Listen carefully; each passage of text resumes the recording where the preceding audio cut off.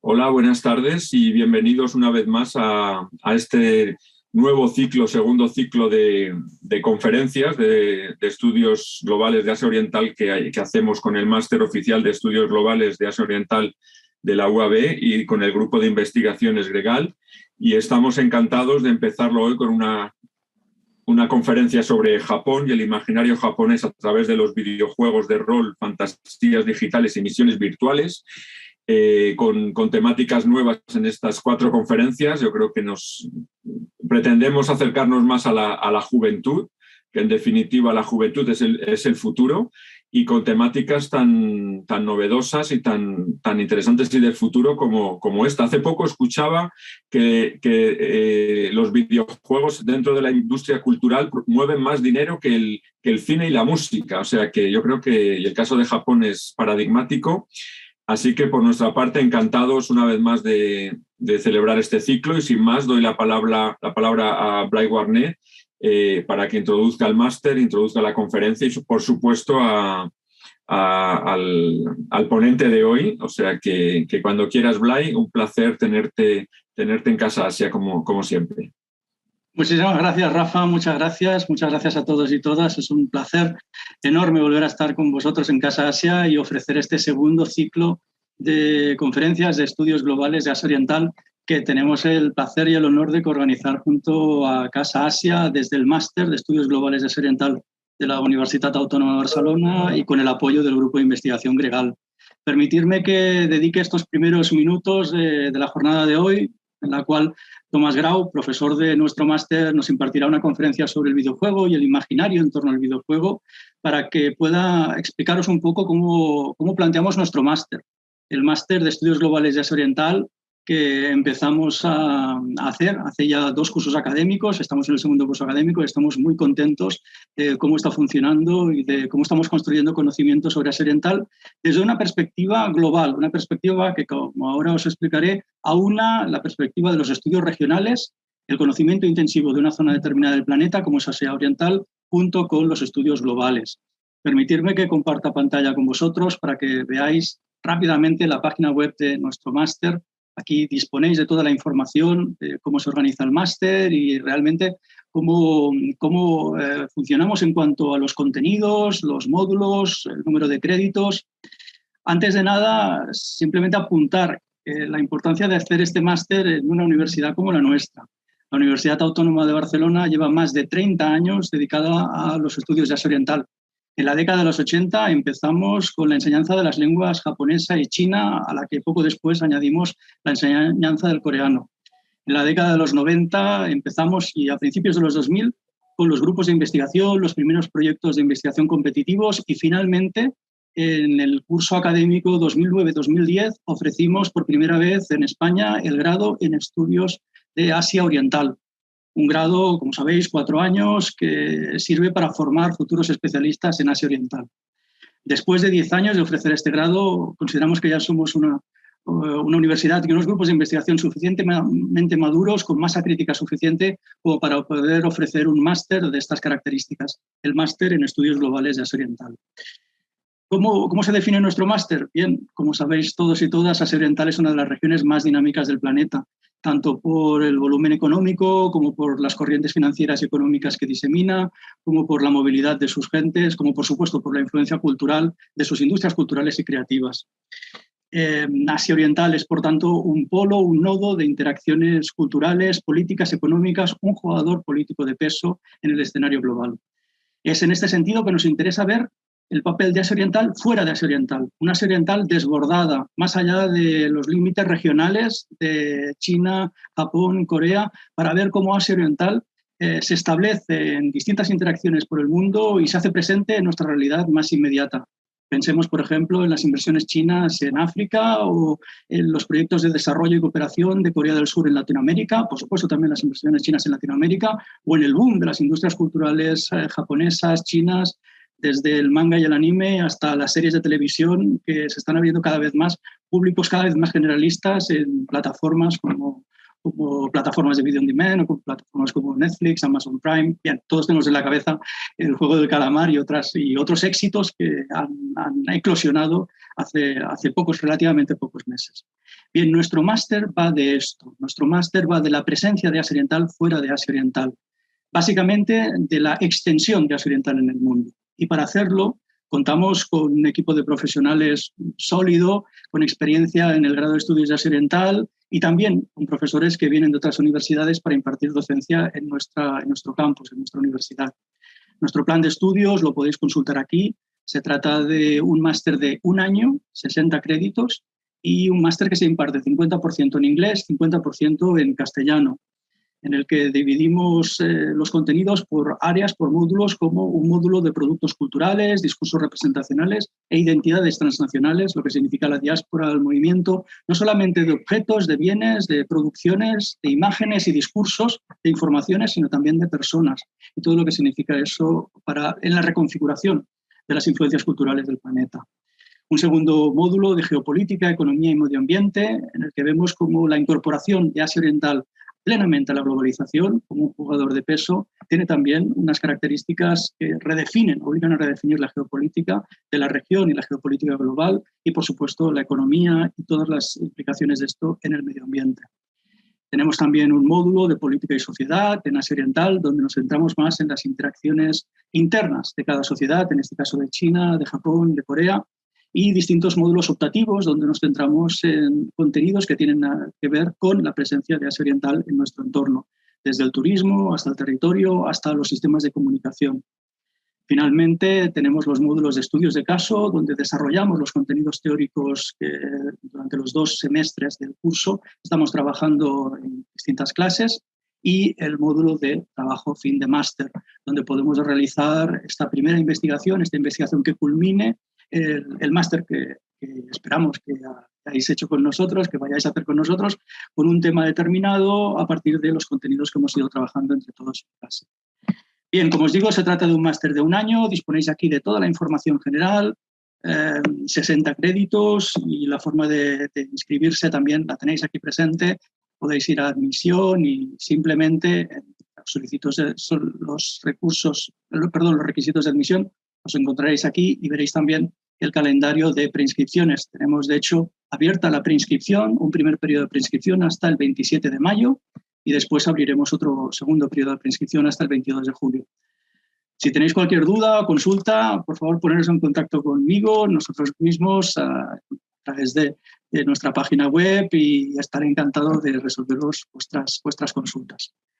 Bien, y con eso, si os parece bien, dejo de compartir pantalla, y ahora vamos a dar paso al ponente que hoy nos visita, que es Tomás Grau de Pablos, el doctor Tomás Grau.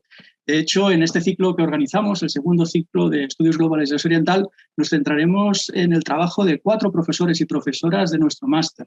Contamos con Tomás Grau, que es especialista en videojuegos, ahora haré su presentación, también con la profesora Esther Torres Simón, que es especialista en literatura coreana y la recepción de la literatura coreana en el mundo. Contaremos también con el profesor Roberto Figuiulo, que es especialista en China y en las producciones culturales chinas, y sobre todo nos hablará de la ciencia ficción china y su circulación en el mundo. Y finalmente contaremos también con la presencia del profesor Jus Castillo, que es especialista en relaciones internacionales y geopolítica de Asia Oriental, y nos hablará de las relaciones China-Japón en un contexto de interacciones políticas expandidas. 4 profesores y profesoras del máster que contarán también con distintos discussants, en este caso, es decir, personas que formularán preguntas o que acompañarán, moderarán el debate, en este caso yo mismo, con Tomás Grau. Y en los otros casos también contaremos con profesores y profesoras de nuestro máster que realizarán estas tareas de moderación, como por ejemplo el profesor David Saurí, también profesor del máster y coordinador también, la profesora Alba Serra, también profesora del máster, especialista en traducción del japonés, en literatura japonesa.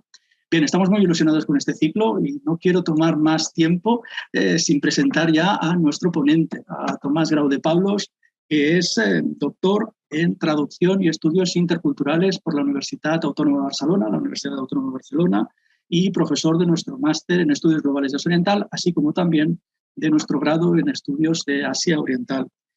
Tomás Grau de Pablos es un reconocido autor en el sector de los videojuegos en España. Realizó su tesis doctoral sobre el intercambio cultural, leo el título: Intercambio cultural y producción del imaginario simbólico a través del medio del videojuego.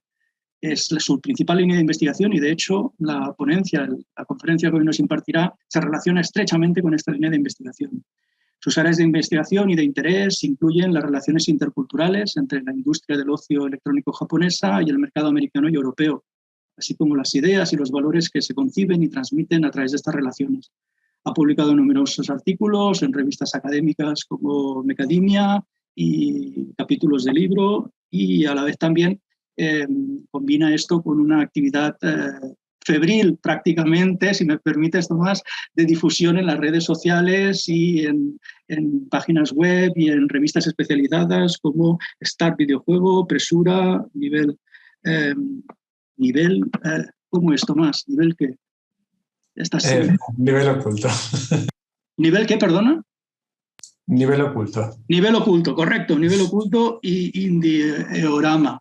Bien, no quiero extenderme más, quiero simplemente darle las gracias a Tomás por estar con nosotros. Dispones de estos 35-40 minutos que vienen ahora para presentarnos tu conferencia, El imaginario japonés a través de los videojuegos de rol, fantasías digitales y misiones virtuales. Todos los que queráis ahora, todos y todas, por favor, ir poniendo vuestros comentarios, vuestras ideas, vuestras sugerencias en el chat, porque lo recuperaremos después con Rafael Bueno y con Yasmín Paricio para poder hacer el debate entre todos y todas. Muchas gracias y Tomás, the floor is yours, cuando quieras. Muchas gracias, Blay. Muchísimas gracias a Rafael Bueno y Yasmín Paricio, ¿no? por la oportunidad de poder empezar este webinar. Y lo siento de entrada, Blay, por toda esa retahíla de nombres. Nada, solamente quiero decir que muchísimas gracias por haber venido hoy a esta charla y a continuación voy a compartir con vosotros una imagen de PowerPoint, una presentación de PowerPoint.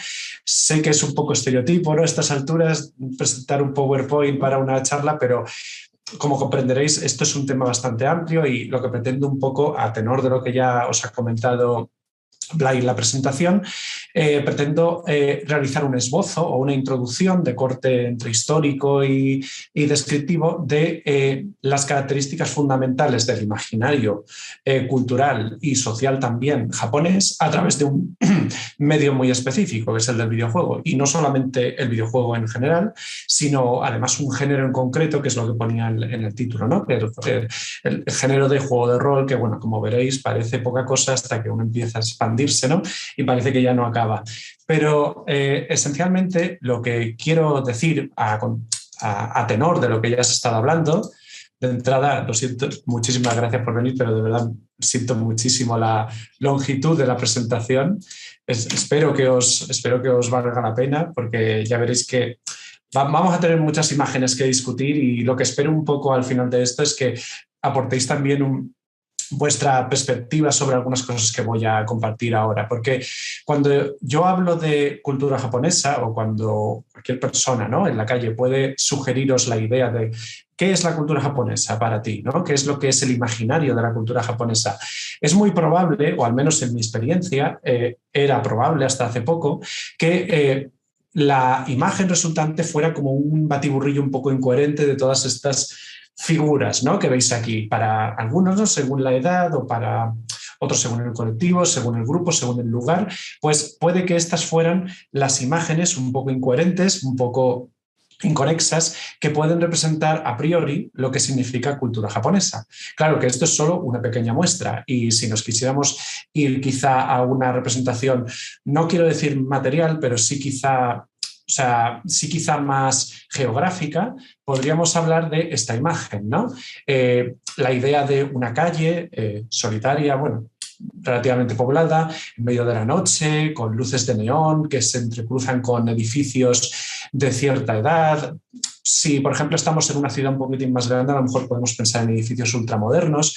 En definitiva, una especie como de cuadro, ¿no?, pictórico, que para muchos puede ser como la introducción de lo que significa la cultura japonesa, ¿no?, o lo que en sus cabezas representa la cultura japonesa. Si nos queremos ir, por ejemplo, a una etapa más anterior, o si queremos pensar en una representación histórica del imaginario japonés, es posible que nos vayamos a representaciones del pasado feudal o empecemos a evocar estas imágenes de geishas, samuráis, shoguns, katanas, etcétera, etcétera, etcétera, que por supuesto muchas veces nos han venido dadas, ¿no? También es posible que tengamos referencias mucho más concretas y que hagan referencia a realidades políticas que siguen existiendo a día de hoy, ¿no? Como por ejemplo el legado de la época del imperialismo japonés, que sigue teniendo un efecto claro en las relaciones políticas contemporáneas, no solamente de Asia Oriental, sino del mundo entero, ¿no? Y en todo ello, lo que podemos decir es que aunque podemos irnos a representaciones muy específicas de imaginario simbólico o a representaciones más o menos abstractas, la teoría, digamos, con la que trabajo es que es muy posible que esas representaciones se hallen en algún punto indeterminado de estos dos extremos que parecen muy separados entre sí, pero que eventualmente se acaban tocando inevitablemente. Es la idea, por un lado, de Japón como este conjunto un poco incoherente, un poco irracional, de imágenes de plastidecor, de colores vivos, de rostros que evocan mucha inocencia. Al mismo tiempo, una inocencia que puede pervertirse fácilmente, eso también es importante considerarlo aquí, y que en general pues, podemos resumirlo en esta palabra muy socorrida, ¿no? Precisamente japonesa, que es el kawaii, ¿no? Lo mono, lo cute. Lo accesible e incluso lo ñoño, ¿no? Pero luego podemos tener quizá imágenes más hieráticas, más estáticas, que evocan quizá un pasado histórico, pero que, a pesar de todo, nos llegan a través de distintas interpretaciones modernas, ¿no? Como el cine en este caso. Y es muchas veces una regresión a estos arquetipos de muchas veces masculinidad o feminidad o de conceptos que podríamos considerar que están más desfasados, de honor o de lealtad, que puede ser que ya no representan la realidad contemporánea japonesa, pero que de alguna manera sentimos que la influye, ¿no? Y todo esto muchas veces es algo que no hemos podido negociar. Son imágenes que nos han llegado inevitablemente en edades en las que no tenemos realmente control sobre lo que recibimos, y las hemos acabado absorbiendo de forma totalmente acrítica, quiero decir, ¿no? Todo esto es un poco también una manera de decir que hay un abanico de imágenes o hay un banco de imágenes que sirven en nuestra cultura para evocar un mundo ajeno al nuestro, que aún así lo vemos como fácilmente definido o fácilmente estereotipado en una serie de elementos comunes, ¿no? Y no hace falta irse muy lejos, solo tenemos que estar en una noche que queramos salir en Barcelona y a lo mejor nos apetece ir a comer a un restaurante japonés, ¿no? Y puede que queramos ir a este sitio, que si no me equivoco estaba en calle Trafalgar, puede que haya cerrado ya, porque ha pasado un tiempo desde que tomé esta foto, pero es un restaurante que intenta evocar con una serie de referencias dudosas lo que sería salir en un bar japonés típico, ¿no? O incluso nos sirve para crear estas recreaciones de programas de televisión populares que a lo mejor los hemos visto de pequeños, ¿no? Y que ahora, estoy hablando en este caso de humor amarillo, ¿no? Por desgracia, en fin, el nombre de ese programa es como es, pero ahora mismo sigue habiendo muchísimos parques de atracciones en España que recogen directamente esta idea y de hecho se hacen llamar así, se hacen llamar humor amarillo. Pero no solamente estamos hablando de imágenes específicas, de imágenes estereotipadas. Cuando uno referencia desde esta cultura, desde la nuestra, el sentido de la estética de la cultura japonesa, muchas veces lo hace refiriéndose a una serie de elementos que de una forma u otra le permiten expresar o le permiten articular identidades o expresiones que siente que no son fácilmente transmisibles por los circuitos que navega habitualmente. Es decir, le permite experimentar con una serie de estéticas y con una serie de valores, no solamente de belleza, sino también de sino también de perspectiva ante lo que se considera aceptable o no aceptable, que el manga, el anime o, digamos, la cultura japonesa han sido muchas veces receptoras de esos vehículos. Y se trata de algo que no necesariamente viene dado por la cultura en sí, es algo que hemos producido nosotros a través de estas imágenes que nos han llegado. Tengo, por ejemplo, el caso aquí de la moda, ¿no? La moda como un vehículo ideal por el que se expresan muchas de estas cuestiones, pero también esta nostalgia retroactiva por un pasado quizá más estático, más sencillo, más infantil quizá, ¿no? Que ahora se puede ver, por ejemplo, en música, se puede ver en arte pictórico, se puede ver en todas partes. Y creo que esto es importante tenerlo en cuenta porque, aunque estamos hablando todo el rato de estética y estamos hablando de cuestiones de valor estético, hay una dimensión política en todo esto que nunca debemos obviar ni ignorar, porque siempre está presente y como mínimo desde los años 2000 ha sido política activa y explícita por parte de diversos agentes gubernamentales a la hora de promocionar Japón. Tenemos el caso, ¿no?, muy socorrido ya de el uso del gobierno japonés a la hora de promocionar el evento de los Juegos Olímpicos de Tokio con todo tipo de imaginería sacada de videojuegos, ¿no? Como cuando Shinzo Abe, ¿no?, anunció el evento con una gorra de Mario y con una tubería de aquella franquicia, o en el mismo evento el uso de bandas sonoras, ¿no? Esto es algo que se puede observar a nivel macro, ¿no?, a nivel de relaciones internacionales, pero incluso lo podemos observar a un nivel micro, a un nivel de obras pequeñas que a lo mejor tienen poca circulación fuera de sus ámbitos especializados de consumo, pero que aún así acarrean consigo un mensaje político muchas veces de propaganda o de, como mínimo, incitación al turismo, ¿no? Es el caso de novelas visuales como Go Go Nippon, ¿no?, que lo que pretendían ya en su momento era vender a jugadores aficionados a este género en particular la idea de ven a Japón, ¿no?, porque es el lugar donde se halla lo cool, lo guay, ¿no?, lo cool Japan, como ya manejamos y conocemos un poco esta técnica, ¿no?, de lo que en términos académicos se llamaría soft power.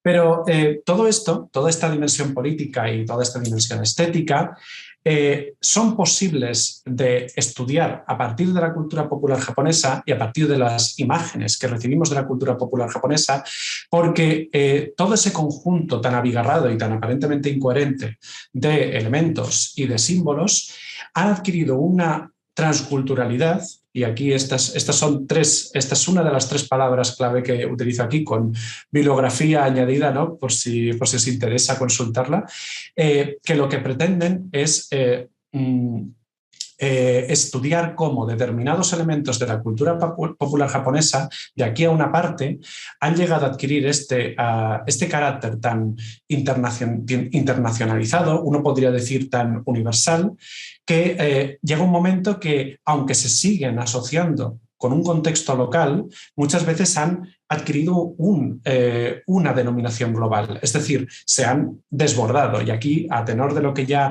comentaba Blay en su introducción, estamos incidiendo en el máster la idea de que no se trata solamente de estudiar la cultura japonesa desde fuera y verla cómo funciona, como si fuera, yo qué sé, un sujeto de laboratorio que miramos con una lupa. Se trata de observar cómo funciona a nuestro alrededor y cómo la absorbemos, la recibimos, muchas veces de forma totalmente inesperada, y en última instancia la expresamos. Y no solamente nos quedamos ahí, muchas veces la exportamos, la llevamos de vuelta a su lugar de origen y con los nuevos significados que le hemos provisto adquieren nuevas formas. Esto es una realidad que, según donde nos queramos posicionar, podríamos llevarla hasta los inicios del siglo XX, sino antes, ¿no? Es esta idea de que siempre ha habido intercambio cultural, siempre ha habido trasvase de símbolos, siempre ha habido trasvase de ideas, y esto se ha quedado reflejado en los productos culturales, que actúan en este caso de testimonios de esos procesos. Si nos vamos, por ejemplo, a el contexto específico de Japón, ¿no? Hemos tenido el caso de la influencia de Disney o de diversas figuras populares americanas en la cultura japonesa. Tenemos, quizá de una manera más escondida la influencia de la animación, y no solamente a nivel artístico de inspiración, sino también de mano de obra, ¿no? Mano de obra dedicada a animar obras de origen americano o europeo, ¿no? En nuestro caso, con David El Nomo, que se encargó al mismo estudio que trabajó con Heidi. Y luego tenemos en nuestro propio ámbito todas estas referencias a la cultura japonesa que las aceptamos a veces de forma explícita, ¿no? Como cuando hacemos adaptaciones de obras conocidas, o de forma casi subrepticia, ¿no? Como cuando hacemos esta referencia al juego Final Fantasy VII en Hora de Aventuras, ¿no? Este tipo de tejemaneje, este tipo de trasvase intercultural es posible porque estamos ahora mismo viviendo en un ámbito de intercambio y de promoción mercadotécnica que venimos a denominar en términos académicos media mix, ¿no? En términos así como muy llanos, podríamos decir que media mix es parecido al concepto de franquicia, ¿no? La idea de expandir tu contenido, el contenido de tu obra, de tu texto, por múltiples ramas, pero en realidad, por múltiples formatos, pero en realidad hace referencia también a este intento de insertar diversas obras, diversos textos en un contexto de imaginación global que no esté fácilmente reducido a unas fronteras, ¿no? Todo, por supuesto, con la idea de la expansión mercantil, pero también como esta idea de introducir dentro de nuestra vida cotidiana estos elementos y símbolos para que al final no sea imposible disociarnos de ellos. Tomemos el caso, y esto es muy rápido, de Evangelion, ¿no? Una serie pues, que es popular, que tiene sus adaptaciones y tiene su versión en manga, sus libros promocionales, sus figuras o su merchandising asociado, ¿no? Pero si nos queremos ir todavía más adentro de cómo funciona este media mix, podemos empezar a encontrar más y más ejemplos de cómo empieza a ocupar más y más espacios de nuestra vida cotidiana. Tenemos gente que se aficiona a la música clásica porque encuentra un disco de Evangelion que es la música clásica de Evangelion. Tenemos gente que después de ir a trabajar, se van a tomar un sake, ¿no? Los típicos salaryman se van a tomar un sake en el bar con temática de Evangelion. Tenemos a las familias que a lo mejor se van a comprar sus cosas en el centro comercial y que tienen que pasar todos los días por la estatua conmemorativa de Evangelion que está en su centro comercial en particular.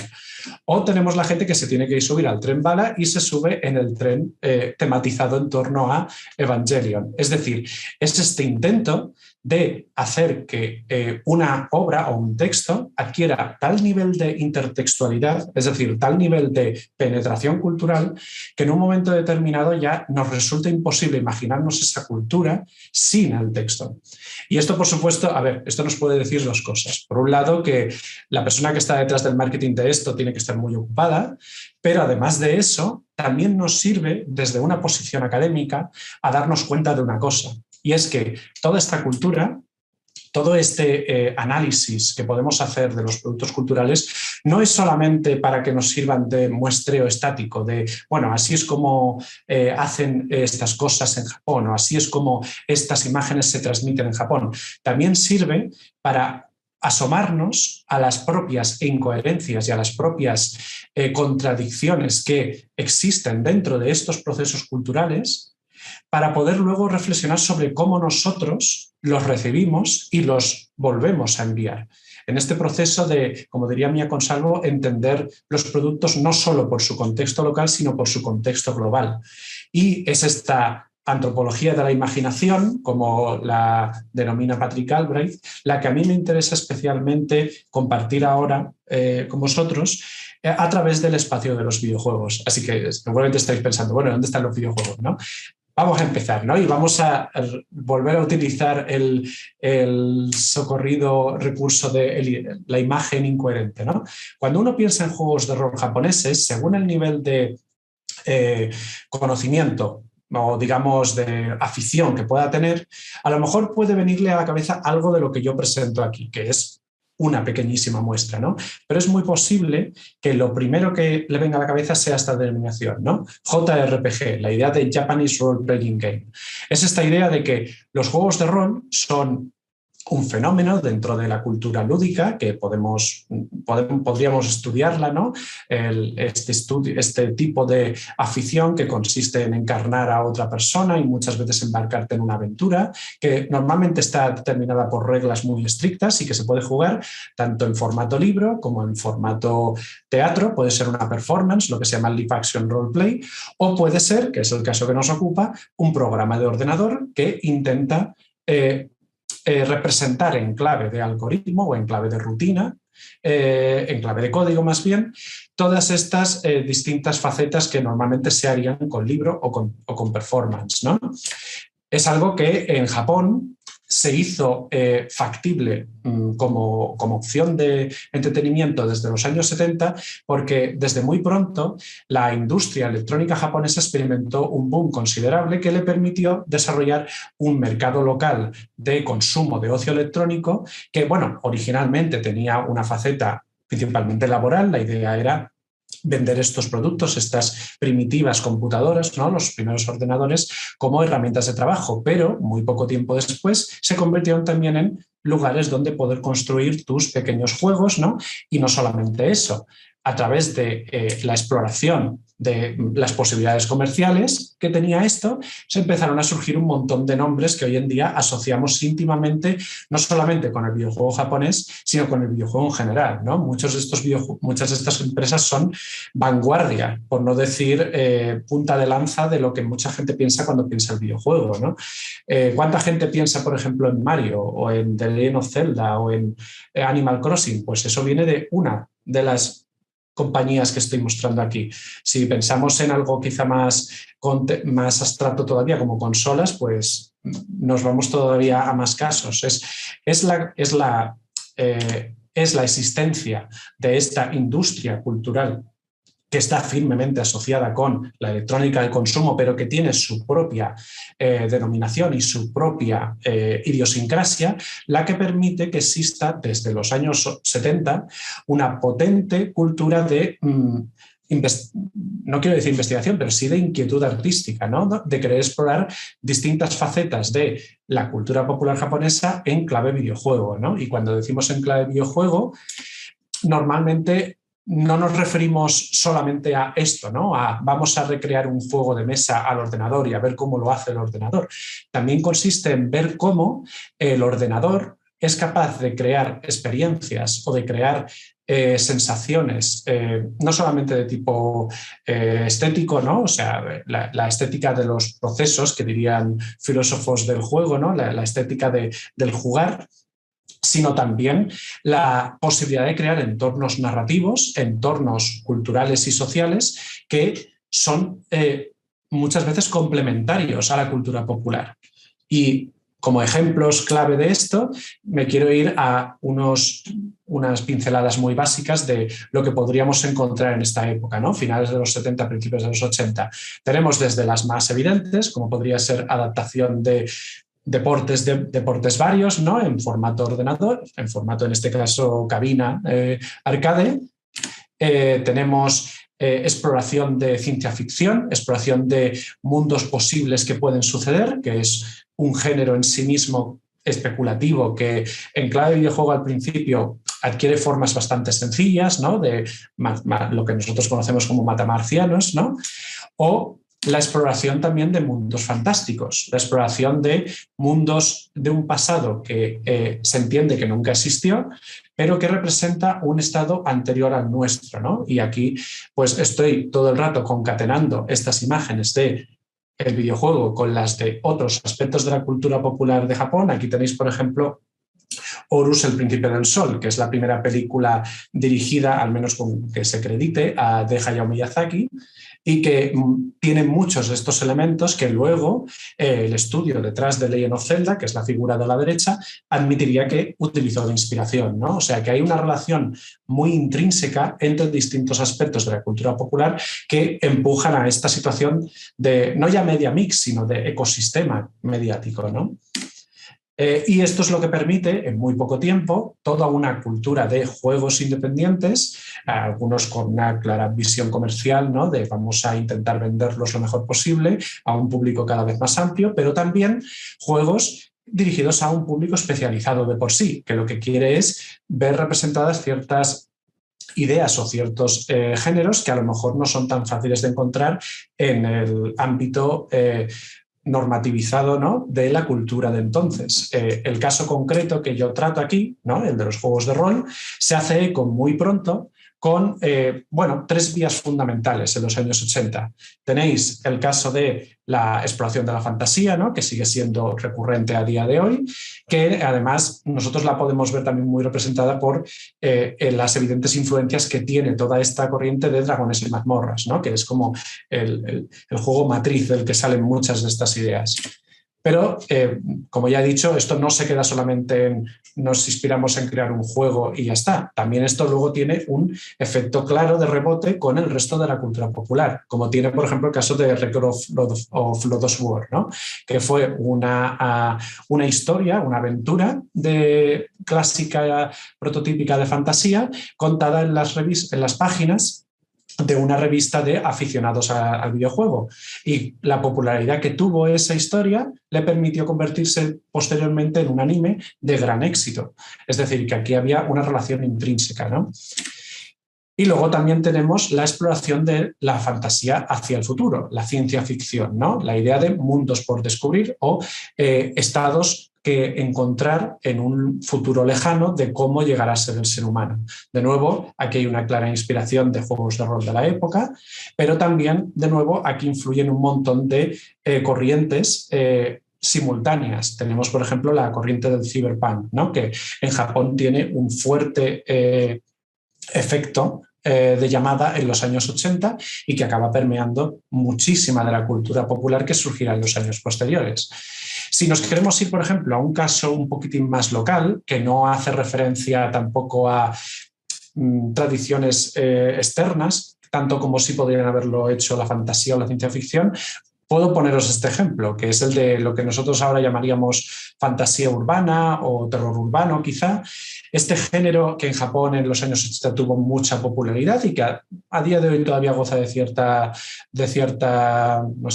seguimiento, que si nos queremos ir a ejemplos muy concretos, a lo mejor podríamos pensar en películas de anime clásicas como Wicked City o Demon City Shinjuku, que exploran esta idea del mundo contemporáneo siendo atacado o siendo invadido por fuerzas sobrenaturales, ¿no?, y la reacción de la población y de determinados individuos ante esa invasión.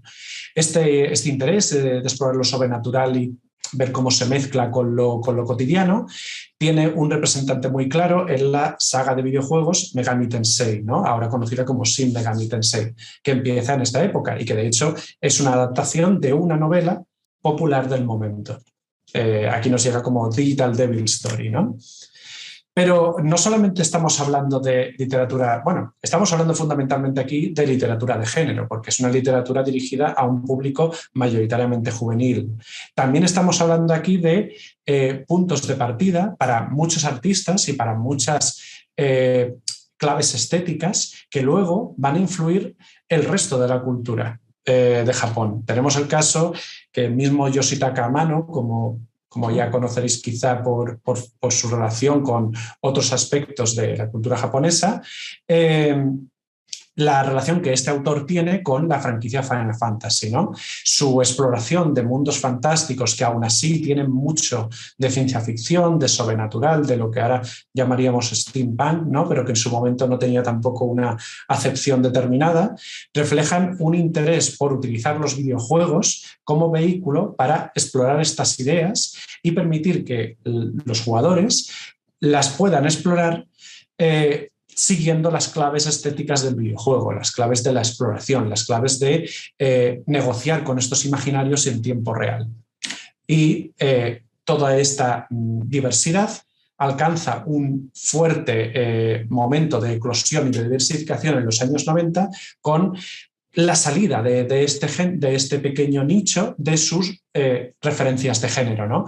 Si en los años 80 teníamos fundamentalmente ciencia ficción, fantasía o fantasía de terror urbana, vamos a llamarla, como los principales referentes de los que sacaban muchos desarrolladores sus ideas para estos juegos, en los años 90 tenemos la voluntad de convertir el JRPG en vehículo de distintos tipos de historias, ¿no? El caso quizá más conocido dentro de digamos, la cultura popular es la exploración de lo que se llamó originalmente como juegos para chicas, ¿no? Otome Game, que en realidad lo que hace referencia es a juegos donde el énfasis no está tanto en la exploración o en el heroísmo, ¿no? Que son quizá como elementos casi consustanciales a estas historias, como la exploración de relaciones personales, y muchas veces eso se entiende como clave femenina, ¿no? Y luego tenemos digamos, introducción de otra literatura, también de género, podríamos decirla, ¿no? Que se interesa quizá por aspectos más contemporáneos de reflexión política. Es, por ejemplo, la introducción del género mecha, ¿no? El género mecha, de robots luchadores, o literatura posapocalíptica, como la de Metal Max, que en estos casos está también recogiendo mucha de la inquietud del momento. Estamos hablando aquí el comienzo de la década de los 90, por el futuro que está por venir, ¿no? Y aquí, por supuesto, introducimos muchas cuestiones de índole geopolítica. Pero todo esto es quizá como las grandes pinceladas. Si nos queremos ir a ejemplos mucho más pequeños y mucho más, quiero decir, inconsecuentes a nivel narrativo, ¿no? Aquí ya no hay historias de héroes derrotando al mal y salvando el mundo. Tenemos juegos como Harvest Moon, que lo que pretenden es simplemente que te conviertas en un granjero de una localidad y que seas, pues, bueno, que seas el mejor granjero posible, ¿no? O historias ya muy reconocidas como la de Pokémon, que no van realmente de salvar el mundo, van de convertirte, pues, en entrenador de Pokémon, ¿no? Eso ya no hace falta que lo explique. En general, los juegos de esta época, y ya con esto estamos empezando a terminar la década, evidencian una mayor madurez artística, no solamente en el hecho de que las historias ahora son más variadas y hacen acopio de una mayor diversidad de influencias, sino que además exploran temas que a priori uno podría no asociar necesariamente con esta literatura de género. Por supuesto, esto es una estereotipación de esas categorías literarias, ¿no? Pero si nos vamos, por ejemplo, a casos como el de Terranigma, ¿no? Que va de un chico que recibe el encargo de reiniciar el mundo después de que haya pasado por el ciclo de la oscuridad. Y su objetivo es no solamente traer de vuelta a la humanidad, que ha permanecido dormida durante 1000 años, sino además ayudarle a progresar hasta alcanzar el estado actual de civilización. Es decir, que se convierte un poco en una figura mesiánica que les enseña a volar, les enseña a escribir, les enseña a desarrollar leyes. También se convierte en el representante de la cultura, del mundo animal, del mundo de las plantas. Hay temas de medio ambiente aquí también sobre la cooperación entre estos distintos reinos, y todo está enmarcado en una narrativa de reencarnación y de ciclos que nos recuerda mucho a reflexiones filosóficas de índole budista. Pero si nos vamos quizá a otros ejemplos más conocidos, tenemos el caso de Chrono Trigger y su exploración de lo que significa ser testigo del fin del mundo. No solamente del mundo material, sino del mundo existencial, ¿no? Hay una base principal en ese juego que es el fin del tiempo, el lugar en el que ya deja de existir la realidad. Y en esta imagen que recuerda mucho a Kenji Miyazawa, ¿no? A los cuentos estos infantiles de Kenji Miyazawa que son tan evocadores, o si nos queremos ir a autores de aquí, a Michael Ende, tiene esta dimensión de lo inocente mezclado con lo meditador, lo melancólico o lo solemne, que es algo que, como ya digo, permite que esta generación de juegos de rol se muestre como mucho más madura. Y, por supuesto, no podemos olvidar que también hay mucho comentario político aquí introducido.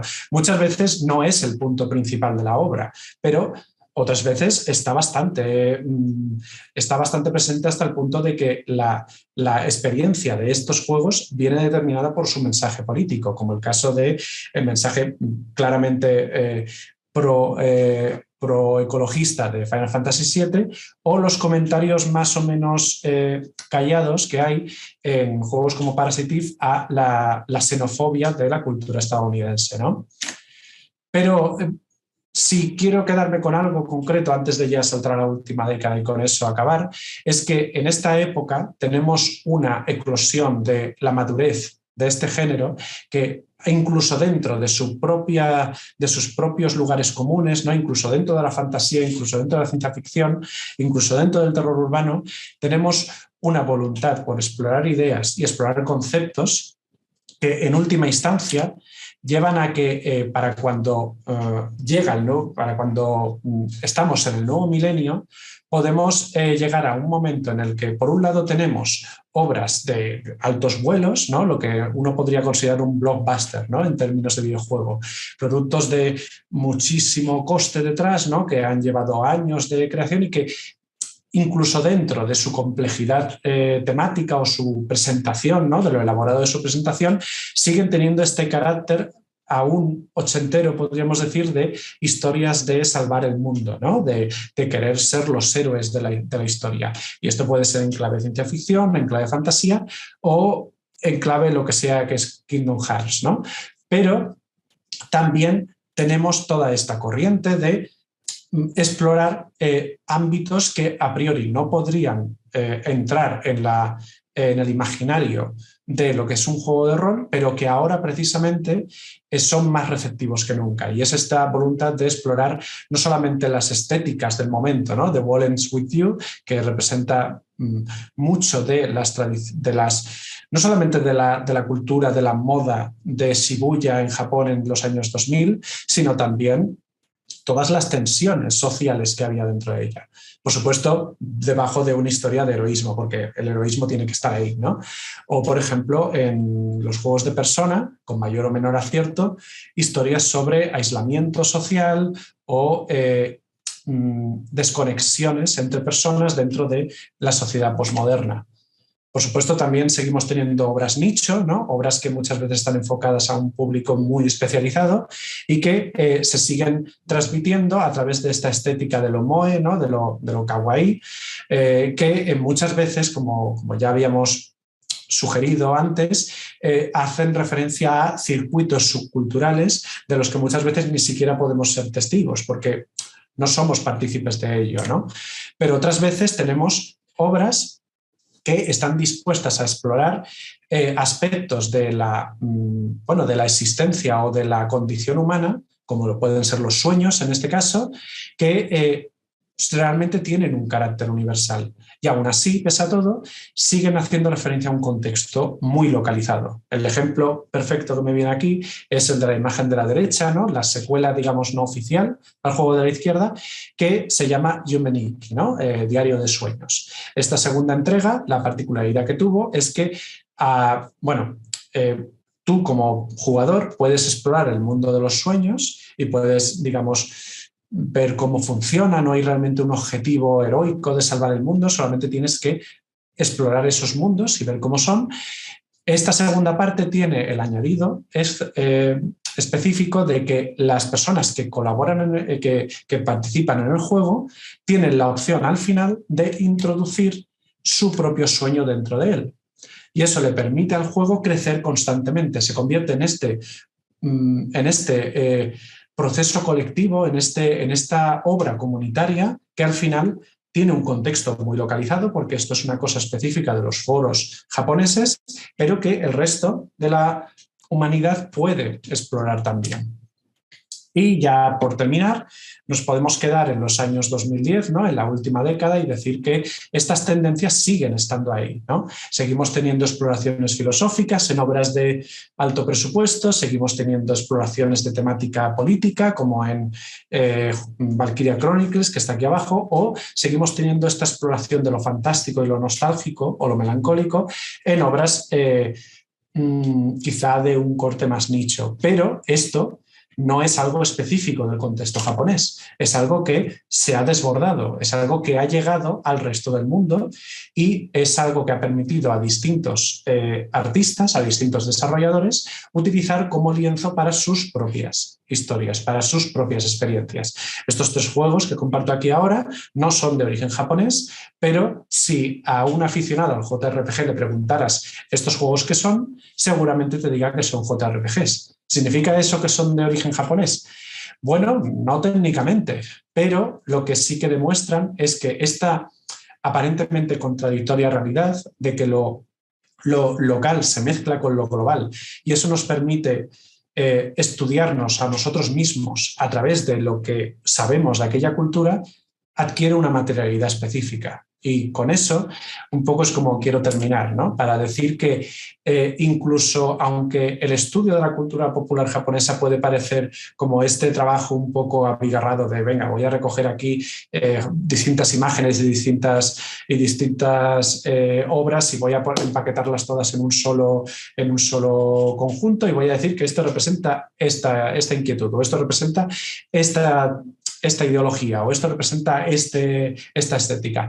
Todo eso no es fácilmente empaquetable, sino que cuando lo estudiamos desde una perspectiva académica nos debe hacer conscientes de su constante desbordamiento, de cómo lo que se hace en un contexto a priori local siempre tiene efectos, siempre tiene ondas que afectan a todo el resto de la cultura global. Y con eso es como yo quiero terminar, decir que esta transculturalidad que he señalado al principio es la que en última instancia venimos a insistir desde el máster, la que yo vengo a insistir desde el máster y la que quiero un poco, con la que quiero terminar un poco esta presentación. Así que con eso dicho, nada, muchísimas gracias y nada, si tenéis cualquier pregunta, adelante. Muchísimas gracias, Tomás. Te aplaudimos virtual y físicamente. Y doy la palabra a Rafa Bueno, que veo que ya se ha conectado también, por si hay preguntas en el chat. Yo tengo bastantes cosas, pero damos, por supuesto, la prioridad a todas las personas que nos estáis viendo y que estáis siguiendo con nosotros la conferencia, Tomás. Rafa, cuando quieras.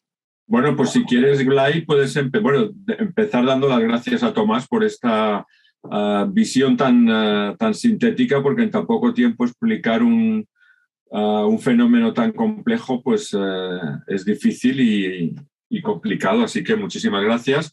Todavía no han llegado las preguntas al chat, siempre es lo mismo, al final llegan cuando ya tenemos casi que cerrar, pero si quieres ir empezando tú, Blay, que seguro tienes unas cuantas, si no yo mismo también, adelante. Fantástico. Sí, muchas gracias. Así rompemos el hielo y también vamos dando líneas donde se pueden ir incardinando nuevas preguntas, ¿no?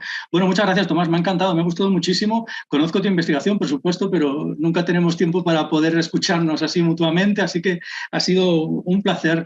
De hecho, en este ciclo que planteamos, Estudios Globales de Asia Oriental, en esta segunda edición del ciclo, en la que nos centramos en profesores y profesoras de nuestro máster, en el primer ciclo nos centramos sobre todo en investigadores que nos han influido y que nos visitan regularmente en nuestra universidad, pues en esta segunda etapa de este ciclo nos centramos sobre todo en docentes del máster y aquí tu investigación casa perfectamente, lo estaba viendo también con el trabajo que nos presentará Esther Torres sobre la literatura coreana, su traducción, su presencia en España, el trabajo que nos presentará Roberto Figuiulo sobre la ciencia ficción y los artistas chinos, porque finalmente de lo que estamos hablando es de la construcción de imaginarios compartidos, de nuevos imaginarios con resortes distintos que van incorporándose y que, por tanto, ya no pertenecen a nadie. Y creo que ese es el juego más interesante.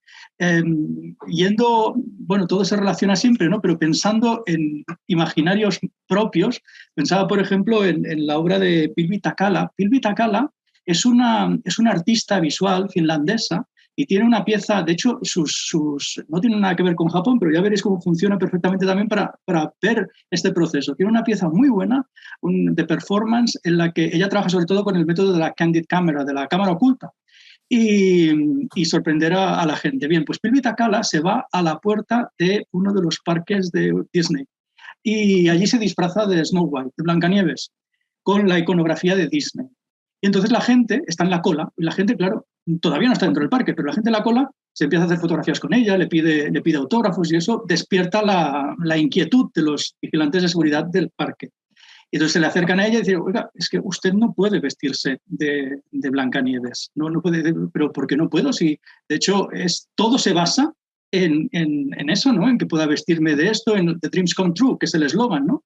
No, pero a ver, es que esto pasa dentro del parque y además tiene que ser, es la ropa que nosotros vendemos. No, pero si es la misma ropa, sí, ya lo sabemos que es la misma ropa, pero finalmente lo que está haciendo Pilvi Takala es, no la dejan entrar, por supuesto, salen los de seguridad finalmente, y es visibilizar a quién pertenece el imaginario. Porque finalmente somos incapaces de imaginar la figura de Blancanieves si no es con la iconografía que ya se ha impuesto Disney, que es una empresa privada, con unos intereses. Pero ¿a quién pertenece ese imaginario? Porque también nosotros lo podemos reelaborar, forma parte de nuestro propio paisaje de infancia. No podemos pensar ese personaje si no es con ese lenguaje. Es decir, cómo afectamos y somos afectados por una construcción, en este caso global, por una circulación global, que también responde a otros intereses. Y eso me hacía, intereses múltiples, ¿no? ¿Quién controla esto? Y esto me hacía pensar, por ejemplo, en el caso de China. Yo no soy especialista en el tema, pero creo que hubo un videojuego, Genshin Impact, que es un videojuego chino, o de unos desarrolladores chinos, ¿no? De Miho Yo, que de hecho tomaron la estética y un nombre japonés precisamente para abrirse camino en eso, ¿no? Me gustaría, Tomás, si puedes reflexionar un poco sobre esto y qué papel juega aquí también la irrupción de los videojuegos online coreanos. Es decir, cómo se va redefiniendo todo lo que hasta ahora era el patrimonio de los videojuegos, que era la japonesidad por encima de todo, como una patente de corso de cómo tienen que ser los videojuegos. ¿Qué papel juega aquí el imaginario que compartimos? ¿Qué queremos identificar como un videojuego japonés? ¿Cómo lo identificamos? ¿Cómo no? Y cómo eso sigue siendo un elemento al que juegan otras empresas, por ejemplo, esta empresa de desarrolladores china, o ahora los videojuegos online coreanos, que creo que son los que se llevan la partida frente a los propios japoneses. No sé, Tomás, si nos puedes comentar algo de esto, tengo más ideas, pero adelante. Sí, no, de hecho, esto es quizá un aspecto que, claro, no daría tiempo tampoco de tratar exclusivamente aquí porque es como su propia conferencia, ¿no? Pero esta dimensión de influencia que tiene el imaginario cultural japonés dentro del ámbito de Asia Oriental en concreto, ¿no? Porque al final es de lo que estamos hablando, de juegos de rol coreanos o de juegos también de rol chinos que tienen su propia tradición, separada quizá de la japonesa, pero que en última instancia se ven tan influidos por las corrientes estéticas de ella, de esa nación, que al final cuesta mucho distinguirlas para un público que no sea especializado, un público que no sea de ahí. Y esto es algo que precisamente Koichi Iwabuchi señalaba como una de las principales tensiones o fuentes de tensiones a las que se tendría que enfrentar la cultura popular de Asia Oriental en el futuro, ¿no? Que es estereotípicamente chino, que es estereotípicamente coreano o japonés. ¿Importa eso a la hora de promocionarlo al extranjero? Es evidente que a la hora de hacer determinados juegos, muchísimas empresas chinas o coreanas tienen cero reparos en decir, vamos a agarrar estas estéticas que vienen de Japón y las vamos a presentar al público de jugadores extranjero o universal, ¿no? Porque aquí se trabaja muchas veces con la idea de que todo pasa por lo digital y lo digital como que no tiene fronteras, y a partir de ahí pues no hay una verdadera denominación de origen. El aroma cultural, ¿no?, que podría tener un juego hecho en Corea se pierde en favor de esta idea de no, es un juego hecho en Oriente, es un juego hecho en Asia Oriental. Y aquí muchas veces se acaban reforzando muchos elementos de estereotipación. Es por eso que digo que es una fuente de contradicción, porque es un vehículo por el que muchos de estos desarrolladores y muchas de estas empresas son capaces de sacar sus productos y a un nivel más artístico, vamos a decirlo, ¿no? Porque no todo va de sacar beneficios, también va de expresarse artísticamente. Hay mucha gente que se aupa a esta tendencia, pero por el camino tiene que asumir ciertos compromisos o, digamos, hacer ciertos pactos. Y uno de ellos es la idea de que ya no hay una verdadera identidad local, ¿no? El ejemplo que me viene a la cabeza que quizá represente más esto y que no necesariamente tiene que ver con videojuegos es quizá el cine, ¿no? O sea, el cine por factores históricos que no afectan al videojuego, también porque el cine tiene más historia que el videojuego, ha podido desarrollar una identidad muchas veces de corte nacional, y eso ha permitido que muchas industrias se aupen a ella como base de su propaganda, muchas veces de soft power, ¿no?, de patrocinar sus propios países, pero eso significa que en los videojuegos es mucho más difícil hacerlo porque se asume a priori que los productos de cierta estética o de cierto estilo tienen que ser de corte japonés. Y por lo tanto siempre hay como una voz cantante, y en este caso es como lo que pasa con Disney, ¿no? O sea, ya puede haber una adaptación de Blancanieves hecha en Francia, por ejemplo, ¿no?, que tiene varios cómics basados en cuentos infantiles de Andersen, ya pueden ser su propia cosa, que es inevitable que estén a la sombra del gigante. Y es esta sombra, creo yo, la que la que más sienten los desarrolladores de Corea y de China. Que a ver, que luego es evidente que les reporta beneficios, así que ahí subyace la contradicción. Claro, bueno, veo que hay una pregunta, pero permitidme un momento, por favor, Ana, gracias por la pregunta, pero para seguir un poco con esta idea misma, ¿no? De la polémica de todo anime es japonés, ¿qué significa? Es un lenguaje que de hecho ya está más allá, pero tiene que seguir inspirándose también en unos trazos determinados, en unas características determinadas. Así que asistimos por un lado a una privatización del imaginario y por otro lado a una descolonización del imaginario, en el que algunos elementos que parece ser pues, que son estereotípicos, o mejor dicho, arquetípicos, sirven siempre para apuntar a unos lugares comunes que deben aparecer, unas formas que deben aparecer y que caracterizan aquel producto para que sea reconocible, pero cada vez en una tensión más amplia, ¿no? En un margen de tensión, un gradiente de tensión más amplio, lo que significa precisamente la subversión de esos propios elementos, ¿no? Así que, claro, nos explica hasta qué punto el imaginario es algo fluido, continuamente vivo, y sobre todo que responde a la adaptación de paisajes personales, ¿no? Al final. Bueno, no me quiero alargar con esto. Tomás, sí, creo que hay varias preguntas. Sí, quería decir que antes de Ana, con permiso, vi que salía también una pregunta de Lara que la hizo a las 6:54. Sí, que decía, ¿cómo afecta el sistema del gachapón en el desarrollo de los videojuegos más recientes, ¿no? Bueno, esto es una pregunta de corte económico, quizá, ¿no? El gachapón es un fenómeno que hasta hace poco se asociaba específicamente con Japón, ¿no? Como una manera, digamos, de diversificación de producto que incluía este factor suerte propio de los casinos y propio también de las salas de pachinko, que lo que patrocinaba era esta idea de sigue jugando hasta conseguir las figuras que tú quieres y no dejes de gastar dinero en el proceso, ¿no? Es evidente que eso tiene un efecto, porque de hecho, bueno, es algo que no solamente lo vemos en los videojuegos, lo vemos en toda la cultura popular japonesa.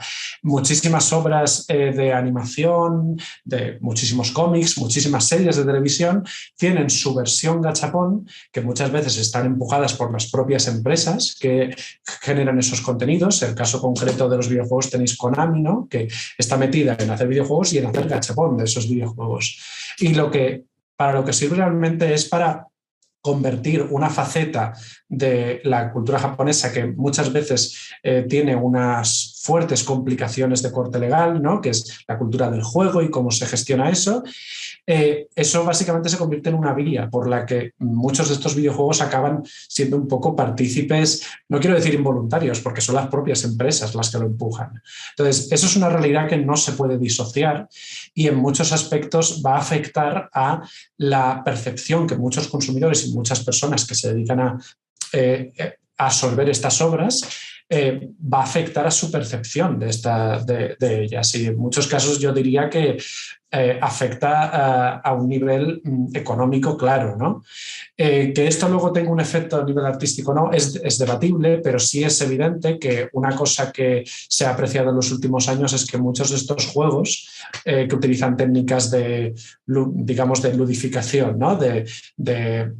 de absorción y de adicción, no solamente están metidas en un miasma legal complicado, sino que además moralmente, pues yo diría que trasvasan varias barreras. Entonces, en ese aspecto, estamos tratando aquí una cuestión que es específica quizá a los videojuegos, pero que podríamos hablar, se refiere a toda la cultura del juego, que es la necesidad de establecer fronteras claras entre lo que se puede comercializar de un modo determinado, lo que es ético y lo que no, ¿no? Porque económicamente evidentemente se puede, pero éticamente yo diría que habría que ponerle varios peros, ¿no? Vale, perdón. Paso a la siguiente pregunta.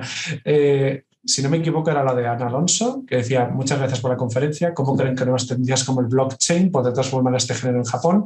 Ya que compañías niponas que desarrollan JRPG como Square Enix cada vez están más empeñadas en usar las criptomonedas.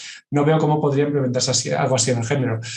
Bueno, esto ha sido muy oportuno porque no sé si fue ayer mismo la empresa, o esta mañana, Square Enix anunció que vendía todos sus estudios occidentales, todos sus estudios afincados en Gran Bretaña, Canadá y Estados Unidos, y que se iba a dedicar fundamentalmente a invertir en esta tecnología, ¿no? En blockchain y criptomonedas, para ver si con eso generaban más beneficios. Así que ya lo estamos viendo, ¿no? Está teniendo un claro efecto económico.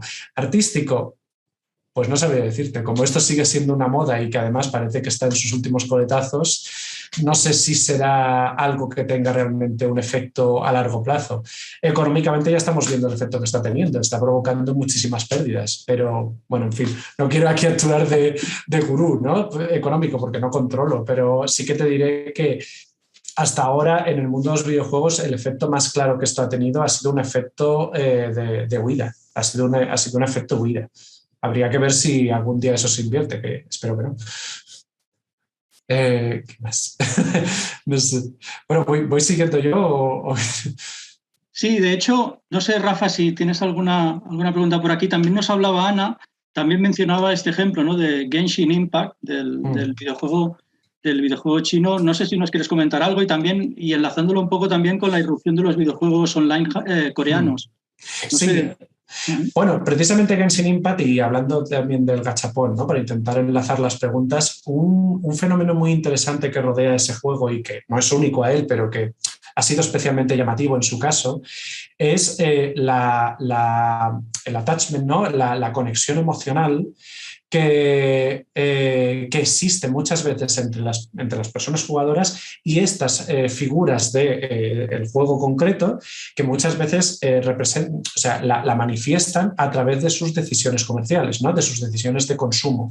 Deciden comprar el gachapón de determinados personajes porque sienten una conexión emocional con ellas, ¿no?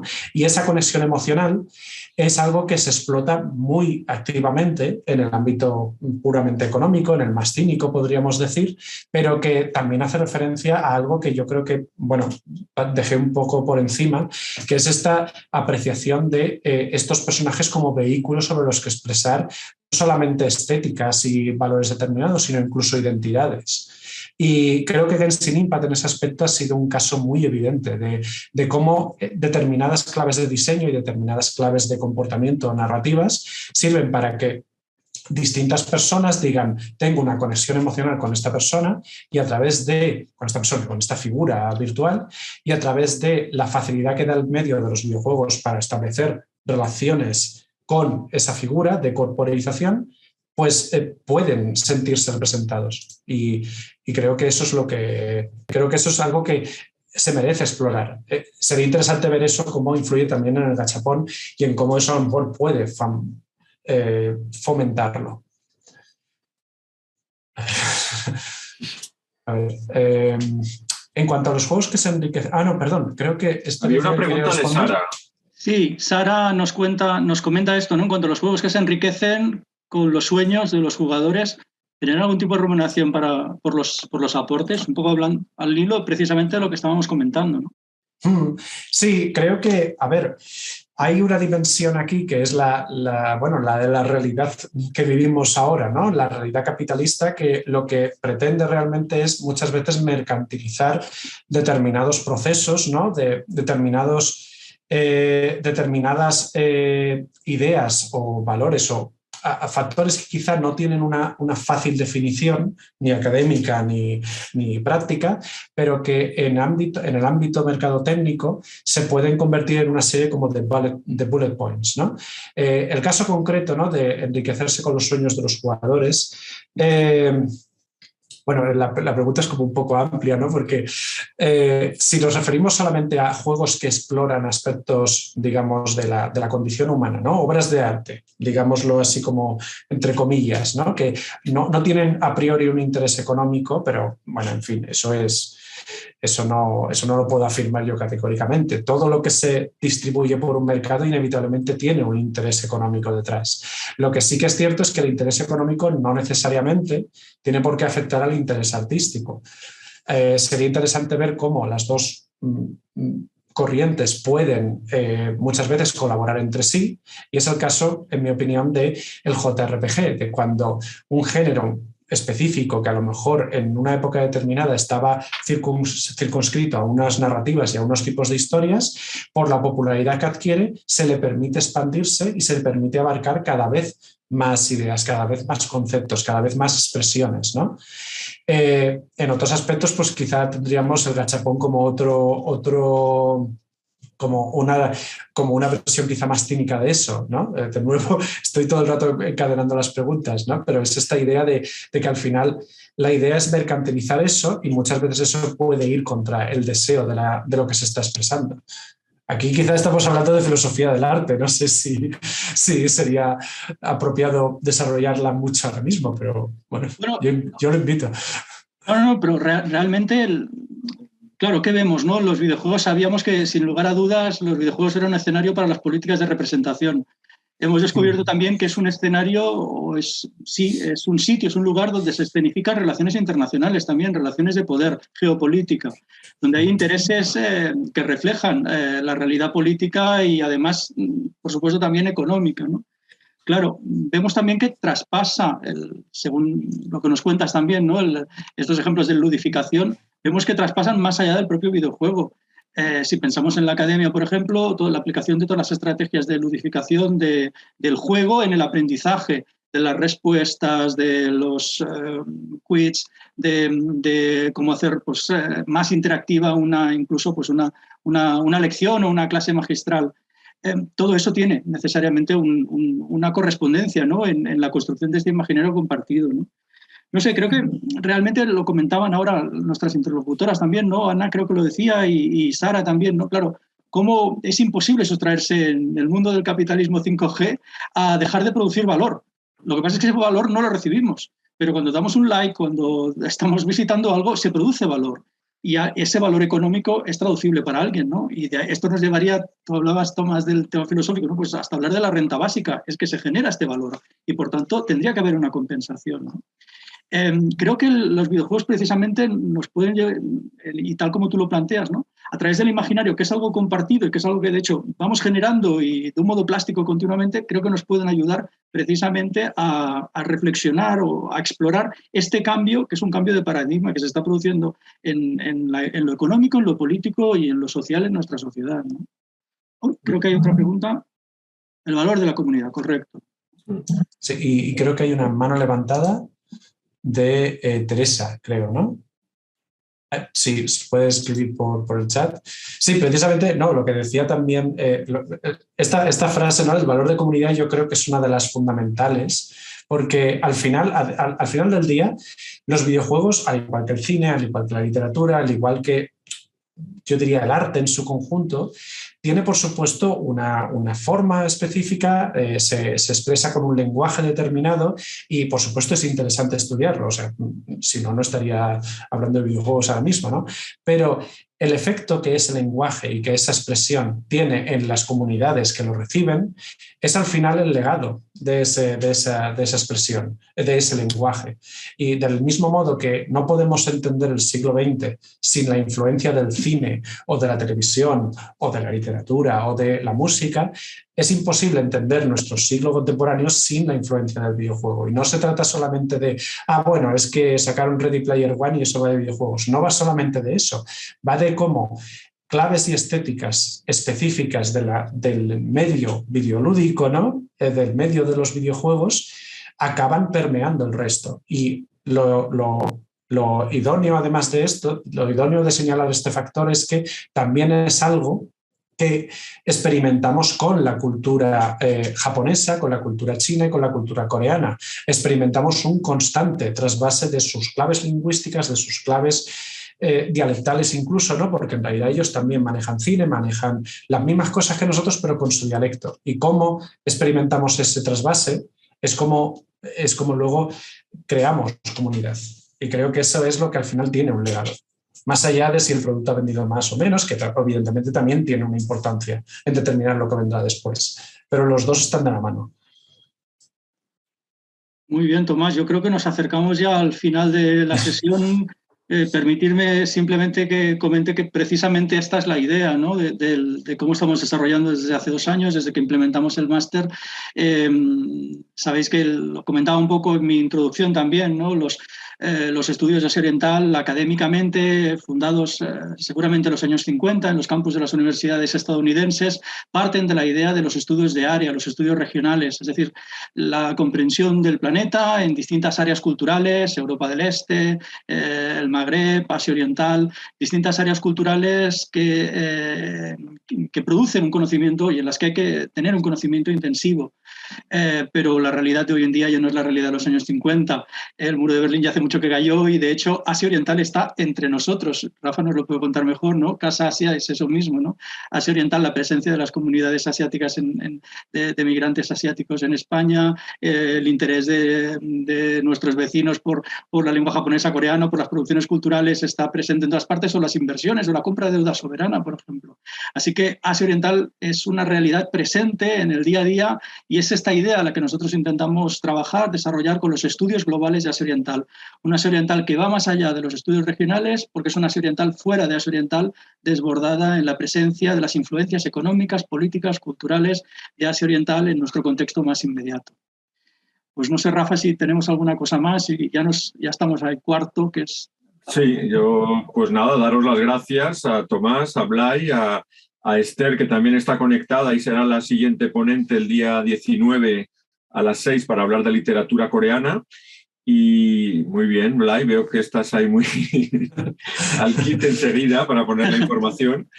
Y nada, nos vemos el día 19 en este ciclo que yo creo que es realmente apasionante y que vamos mejorando en esta colaboración en cada actividad que hacemos. Así que, por nuestro lado, muchísimas gracias. Gracias, Tomás. Gracias, Blay. Esther, te emplazamos al día 19 y a todos los que pues se han conectado. Así que estamos en contacto y nada, hasta pronto. Un abrazo a todos. Hasta luego.